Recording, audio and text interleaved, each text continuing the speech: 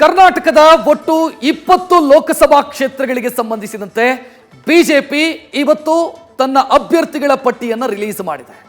ಮೊದಲ ಪಟ್ಟಿಯಲ್ಲಿ 20 ಕ್ಷೇತ್ರಗಳಿಗೆ ಅಭ್ಯರ್ಥಿ ಅನೌನ್ಸ್ ಆಗಿದೆ. ಆ ಡೀಟೇಲ್ ನೋಡ್ತಾ ಹೋಗೋಣ. ನಿಮ್ಮ ಟಿವಿ ಸ್ಕ್ರೀನ್ ಮೇಲೆ ಡೀಟೇಲ್ ಬರ್ತಾ ಇದೆ. ಮೈಸೂರು ಕೊಡಗು ಲೋಕಸಭಾ ಕ್ಷೇತ್ರದಿಂದ ಯದುವೀರ್ ಒಡೆಯರ್ ಅವರಿಗೆ ಟಿಕೆಟ್ ಕೊಡಲಾಗಿದೆ. ಪ್ರತಾಪ್ ಸಿಂಹ ಟಿಕೆಟ್ ಮಿಸ್ ಆಗಿದೆ. ಈ ಕಡೆ ತುಮಕೂರು ಲೋಕಸಭಾ ಕ್ಷೇತ್ರ ವಿ ಸೋಮಣ್ಣ ಅವರಿಗೆ ಟಿಕೆಟ್ ಕೊಡಲಾಗಿದೆ. ಮಾಧುಸ್ವಾಮಿ ಪ್ರಯತ್ನದಲ್ಲಿದ್ದರು. ಅವರ ಪ್ರಯತ್ನಕ್ಕೆ ಯಾವುದೇ ರೀತಿಯಲ್ಲಿ ಹೈಕಮಾಂಡ್ ಅವಕಾಶ ಮಾಡಿಕೊಟ್ಟಿಲ್ಲ. ಬೆಂಗಳೂರು ಗ್ರಾಮಾಂತರದಲ್ಲಿ ಡಾಕ್ಟರ್ CN ಮಂಜುನಾಥ್ ಬಿಜೆಪಿ ಅಭ್ಯರ್ಥಿಯಾಗಿ ಕಣಕ್ಕಿಳಿತಾ ಇದ್ದಾರೆ. ಕಲಬುರಗಿಯಲ್ಲಿ ಡಾಕ್ಟರ್ ಉಮೇಶ್ ಜಾಧವ್ ಮತ್ತೊಮ್ಮೆ ಬಿಜೆಪಿ ಅಭ್ಯರ್ಥಿಯಾಗಿ ಕಣಕ್ಕಿಳಿಯೋದಕ್ಕೆ ಗ್ರೀನ್ ಸಿಗ್ನಲ್ ಸಿಕ್ಕಿದೆ.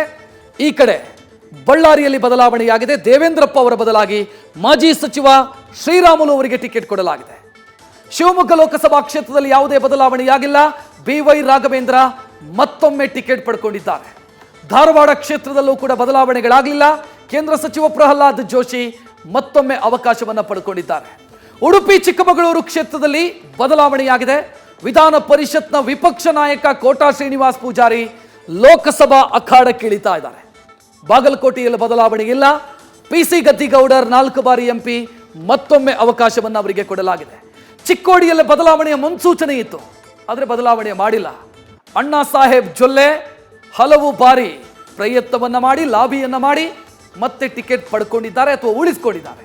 ಹಾವೇರಿಯಲ್ಲಿ ಮಾಜಿ ಮುಖ್ಯಮಂತ್ರಿ ಬಸವರಾಜ ಬೊಮ್ಮಾಯಿ ಕಣಕ್ಕಿಳಿತಾ ಇದ್ದಾರೆ. ಇಲ್ಲೂ ಕೂಡ ಪ್ರಶ್ನೆಗಳಿತ್ತು. ಈಶ್ವರಪ್ಪ ಅವರ ಪುತ್ರ ಈ ಕ್ಷೇತ್ರದ ಮೇಲೆ ಕಣ್ಣಿಟ್ಟಿದ್ರು ಕಾಂತೇಶ್, ಬಟ್ ಟಿಕೆಟ್ ಕೊಟ್ಟಿಲ್ಲ. ಬೊಮ್ಮಾಯಿ ಅವರಿಗೆ ಟಿಕೆಟ್ ಕೊಡಲಾಗಿದೆ. ಬೆಂಗಳೂರು ಉತ್ತರ ಕೇಂದ್ರ ಸಚಿವೆ ಶೋಭಾ ಕರಂದ್ಲಾಜೆ ಉಡುಪಿ ಚಿಕ್ಕಮಗಳೂರಿಂದ ಬೆಂಗಳೂರು ಉತ್ತರಕ್ಕೆ ಮೂವ್ ಆಗ್ತಾ ಇದ್ದಾರೆ. ಬೆಂಗಳೂರು ಉತ್ತರದಲ್ಲಿ ಅವರಿಗೆ ಟಿಕೆಟ್ ಕೊಡಲಾಗಿದೆ. ಬೆಂಗಳೂರು ಕೇಂದ್ರದಲ್ಲಿ ಯಾವುದೇ ಬದಲಾವಣೆಯನ್ನ ಮಾಡಿಲ್ಲ. PC ಮೋಹನ್ ಮತ್ತೊಮ್ಮೆ ಟಿಕೆಟ್ ಪಡ್ಕೊಂಡಿದ್ದಾರೆ. ಬೆಂಗಳೂರು ದಕ್ಷಿಣದಲ್ಲೂ ಕೂಡ ಬದಲಾವಣೆಯಾಗಿಲ್ಲ. ತೇಜಸ್ವಿ ಸೂರ್ಯ ಮತ್ತೊಂದು ಅವಕಾಶವನ್ನು ಪಡೆದಿದ್ದಾರೆ. ಕೊಪ್ಪಳದಲ್ಲಿ ಬದಲಾವಣೆ. ಡಾಕ್ಟರ್ ಬಸವರಾಜ್ ಅವರಿಗೆ ಟಿಕೆಟ್ ಕೊಡಲಾಗಿದೆ. ಸಂಗಣ್ಣ ಕರಡಿ ಅವರಿಗೆ ಟಿಕೆಟ್ ನಿರಾಕರಿಸಲಾಗಿದೆ.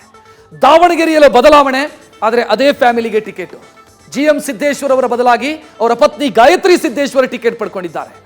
ವಿಜಯಪುರದಲ್ಲಿ ಚೇಂಜಸ್ನ ಸಾಧ್ಯತೆಗಳಿತ್ತು, ಆದರೆ ಚೇಂಜಸ್ ಮಾಡಿಲ್ಲ. ರಮೇಶ್ ಜಿಗಜಿಣಗಿ ಅವರಿಗೆ ಬಿಜೆಪಿ ಮತ್ತೊಮ್ಮೆ ಅವಕಾಶವನ್ನು ಮಾಡಿಕೊಟ್ಟಿದೆ.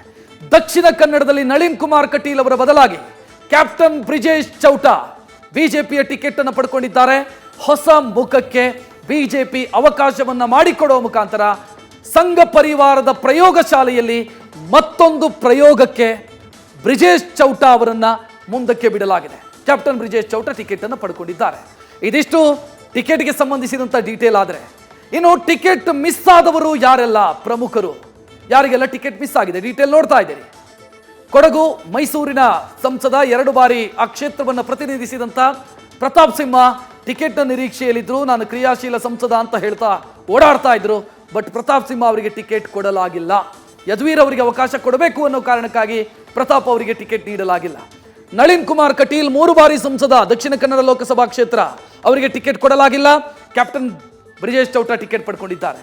ಬೆಂಗಳೂರು ಉತ್ತರದ ಮೇಲೆ ಸದಾನಂದ ಗೌಡರು ಮತ್ತೆ ಕಣ್ಣಿಟ್ಟಿದ್ರು. ಒಮ್ಮೆ ರಾಜಕೀಯ ನಿವೃತ್ತಿಯನ್ನು ಘೋಷಿಸಿ ಆನಂತರ ಸಡನ್ ಅವರಿಗೆ ಆಸಕ್ತಿ ಬಂದಿತ್ತು. ಬಟ್ ನಿಮ್ಮ ಆಸಕ್ತಿ ಸಾಕು ಅಂತ ಕಡ್ಡಾಯ ನಿವೃತ್ತಿಯನ್ನು ಕೊಟ್ಟಂಗಿದೆ. ಬೆಂಗಳೂರು ಉತ್ತರದಲ್ಲಿ DV ಸದಾನಂದ ಗೌಡರಿಗೆ ಟಿಕೆಟ್ ಕೊಡಲಾಗಿಲ್ಲ. ದಾವಣಗೆರೆಯಲ್ಲಿ GM ಸಿದ್ದೇಶ್ವರ್ ಅವರಿಗೆ ಟಿಕೆಟ್ ಕೊಟ್ಟಿಲ್ಲ, ಆದರೆ ಅವರಿಗೆ ಒಂದು ಸಮಾಧಾನ, ಟಿಕೆಟ್ ನನ್ನ ಮನೆ ಬಿಟ್ಟು ಆಚೆಗೆ ಹೋಗಿಲ್ಲ ಅನ್ನುವಂಥ ಸಮಾಧಾನ. ಪತ್ನಿಗೆ ಟಿಕೆಟ್ ಸಿಕ್ಕಿದೆ. ಶಿವಕುಮಾರ್ ಉದಾಸಿ ಅವರು ಬಯಸಿದ್ರೆ ಟಿಕೆಟ್ ಸಿಕ್ತಿತ್ತೇನೋ, ಆದರೆ ಅವರು ರಾಜಕೀಯ ನಿರಾಸಕ್ತಿ ತೋರಿಸಿದ್ರು ವೈಯಕ್ತಿಕ ಕಾರಣಕ್ಕಾಗಿ. ಆ ಕಾರಣಕ್ಕಾಗಿ ಉದಾಸಿ ಅವರಿಗೂ ಕೂಡ ಟಿಕೆಟ್ ಇಲ್ಲ. ಶ್ರೀನಿವಾಸ್ ಪ್ರಸಾದ್ ಅವರು ರಾಜಕೀಯ ನಿವೃತ್ತಿಯನ್ನು ಘೋಷಣೆ ಮಾಡಿದರು, ಆದರೆ ತನ್ನ 2 ಅಳಿಯಂದಿರ ಪೈಕಿ ಒಬ್ಬರಿಗೆ ಟಿಕೆಟ್ ಸಿಗುತ್ತೆ ಅಂತ ಕಾಯ್ತಾ ಇದ್ರು. ಕೊಟ್ಟಿಲ್ಲ ಟಿಕೆಟ್. ಅವರ 2 ಅಳಿಯಂದಿರಿಗೂ ಟಿಕೆಟ್ ಸಿಕ್ಕಿಲ್ಲ. ಹರ್ಷವರ್ಧನಿಗೂ ಸಿಕ್ಕಿಲ್ಲ. ಡಾಕ್ಟರ್ ಮೋಹನ್ ಅವರಿಗೂ ಕೂಡ ಟಿಕೆಟ್ ಸಿಕ್ಕಿಲ್ಲ. ತುಮಕೂರಲ್ಲಿ GS ಬಸವರಾಜ್ ಅವರು ರಾಜಕೀಯ ನಿವೃತ್ತಿಯನ್ನು ಘೋಷಿಸಿದ್ರು, ಅವರಿಗೂ ಇಲ್ಲ. ಕೊಪ್ಪಳದಲ್ಲಿ ಕರಡಿ ಸಂಗಣ್ಣ ಗೊಂದಲದಲ್ಲೇ ಇದ್ರು. ನನ್ನ ಫ್ಯಾಮಿಲಿಗೆ ಟಿಕೆಟ್ ಸಿಗುತ್ತೆ ಅನ್ನೋ ಲೆಕ್ಕಾಚಾರ ಇತ್ತು, ಇಲ್ಲ, ಕೊಟ್ಟಿಲ್ಲ. ಬಳ್ಳಾರಿಯಲ್ಲಿ ಶ್ರೀರಾಮುಲು ಅವರ ಕಾರಣಕ್ಕಾಗಿ ದೇವೇಂದ್ರಪ್ಪ ಮೊದಲ ಬಾರಿ ಕಳೆದ ಬಾರಿ ಗೆದ್ದವರು, ಫಸ್ಟ್ ಟೈಮ್ MP, ಅವರಿಗೂ ಕೂಡ ಟಿಕೆಟ್ ಕೊಟ್ಟಿಲ್ಲ. ಆ ಮೂಲಕ ಬಳ್ಳಾರಿಯಲ್ಲೂ ಕೂಡ ಬದಲಾವಣೆಯಾಗಿದೆ. ದೇವೇಂದ್ರಪ್ಪ ಅವರಿಗೆ ಟಿಕೆಟ್ ಕೊಟ್ಟಿಲ್ಲ. ಸೊ ಇದಿಷ್ಟು ಡೀಟೇಲ್. ಆದರೆ ಇದರ ಜೊತೆಗೆ ಇನ್ನೊಂದು ಮಾಹಿತಿ, ಅಚ್ಚರಿಯ ಅಭ್ಯರ್ಥಿಗಳು ಯಾರೆಲ್ಲ?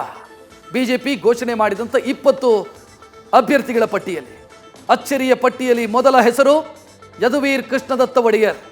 ಇಲ್ಲಿಯವರೆಗೂ ಕೂಡ ಅವರು ಬಿಜೆಪಿಯ ಮೆಂಬರ್ಶಿಪ್ ಪಡ್ಕೊಂಡಿಲ್ಲ, ಬಿಜೆಪಿಯ ಸದಸ್ಯರೂ ಅಲ್ಲ, ಅವರು ಟಿಕೆಟ್ ಪಡ್ಕೊಂಡಿದ್ದಾರೆ. ಕ್ಯಾಪ್ಟನ್ ಬ್ರಿಜೇಶ್ ಚೌಟಾ, ಇವರು ಕಳೆದ ಬಾರಿ ಟ್ರೈ ಮಾಡಿದ್ರು, ಓಡಾಡ್ತಾ ಇದ್ರು, ಅಂದರೆ ಒಂದು ಕ್ಷೀಣ ಪ್ರಯತ್ನ ನಡೆದಿತ್ತು, ಆದರೆ ಟಿಕೆಟ್ ಸಿಕ್ಕಿರಲಿಲ್ಲ ಕಳೆದ ಬಾರಿ. ಬಟ್ ಕಳೆದ 5 ವರ್ಷದಿಂದ ನಿರಂತರ ಪ್ರಯತ್ನದಲ್ಲಿದ್ದರು, ಕ್ಷೇತ್ರದಲ್ಲೆಲ್ಲ ಓಡಾಡ್ತಾ ಇದ್ರು. ಈಗ ಕ್ಯಾಪ್ಟನ್ ಬ್ರಿಜೇಶ್ ಚೌಟಾ ಅವರಿಗೆ ಅದೃಷ್ಟ ಒಲಿದು ಬಂದಿದೆ. ದಾವಣಗೆರೆಯಲ್ಲಿ ಅಚ್ಚರಿಯ ಅಭ್ಯರ್ಥಿಯಾಗಿ ಗಾಯತ್ರಿ ಸಿದ್ದೇಶ್ವರ್ ಕಣಕ್ಕಿಳಿತಾ ಇದ್ದಾರೆ. ಕಳೆದ ಬಾರಿ ಬಿಜೆಪಿ ಮಾಡಿದಂಥ ಒಂದಿಷ್ಟು ಪ್ರಯೋಗಗಳೇನಿತ್ತು, ಅವರಿಗೆಲ್ಲ ಆದರೆ ಅವರ ಕುಟುಂಬ ಸದಸ್ಯರಿಗೆ ಟಿಕೆಟು ಅನ್ನುವಂಥ ಪ್ರಯೋಗ, ಸೊ ಅದು ಈ ಬಾರಿಯೂ ಕೂಡ ಅದನ್ನು ಕಂಟಿನ್ಯೂ ಮಾಡಿದ್ದಾರೆ.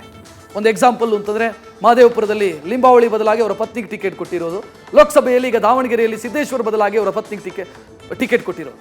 ಚಾಮರಾಜನಗರದಲ್ಲಿ ಮಹೇಶ್ ಅವರ ಹೆಸರಿತ್ತು, ಅಥವಾ ಎನ್ ಮಹೇಶ್ ಅವರ ಹೆಸರಿತ್ತು, ಅದರ ಜೊತೆಗೆ ಶ್ರೀನಿವಾಸ್ ಪ್ರಸಾದ್ ಅವರ ಸಂಬಂಧಿಕರು ಅಂದರೆ ಅಳಿಯಂದಿರ ಹೆಸರಿತ್ತು, ಅವ್ರು ಯಾರಿಗೂ ಕೊಟ್ಟಿಲ್ಲ.